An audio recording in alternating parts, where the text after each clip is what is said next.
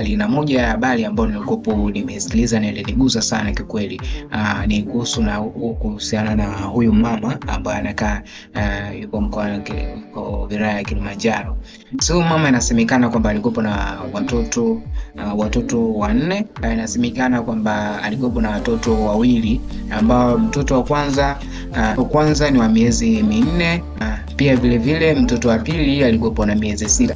Sasa kilichotokea ni kwamba huyo mama kutokana na migogoro ya kifamilia alikuwa amewaua hao wanae kwa kuwachoma visu. Anawachoma visu wanae, kisha na yeye mwenyewe akajijeruhi kifuani, maeneo ya kifuani, kwenye koromeo pamoja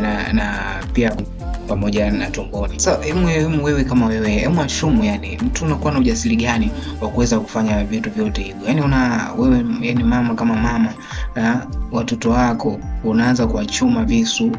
Ukishachoma visu halafu vile vile na wewe mwenyewe unajijeruhi kama hivyo unavyoona. Sasa bahati mbaya ni kwamba yule mama kipindi amejijeruhi katika maeneo hayo, bahati mbaya sasa amewaiwa kabla hajafa amewaiwa na amechukuliwa na kupelekwa hospitali.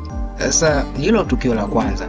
Tukio la pili sasa, kuna jingine ambalo inasemekana kuna mama ambaye wa wapi huyu ni mama wa Tabora. Huyu mama bwana, yeye kawaua watoto wake 4. Jinsi alivyowaua umeona ni kwamba wale watoto wake kawekea sumu. Mwana watoto 4 kawekea sumu, na pia vile vile na yeye kajiwekea sumu kanywa. Kwa hiyo ina maana kwamba watoto pamoja na yeye wote wamekunywa sumu, wamekufa. Kwa hiyo kaanza na watoto wake alafu kaja kujimalizia na yeye pia.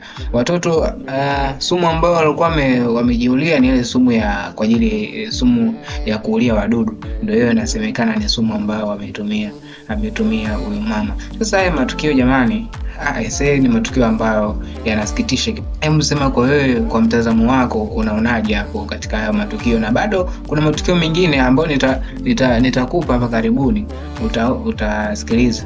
Niambie wewe kama wewe una maoni gani kuhusiana na matukio kama haya ambayo yanajitokeza kwa sasa hivi katika jamii. Matukio yanaonekana ni matukio ambayo kwa kweli yanasikitisha sana. Wewe shumu hivi mama una watoto wako, unachunga watoto wako. Huyu sasa alikopo amejiua, ambao mama mwenye umri wa miaka 25 alikuwa na watoto 4 huko Nailiu, wapi ni Tabora. Kisa cha kujiua ni kwa sababu ya wivu tu wa mapenzi. Sasa unaona kitu ambacho kinanaelewa. Unaua watoto kwa sababu ya wivu wako binafsi. Sasa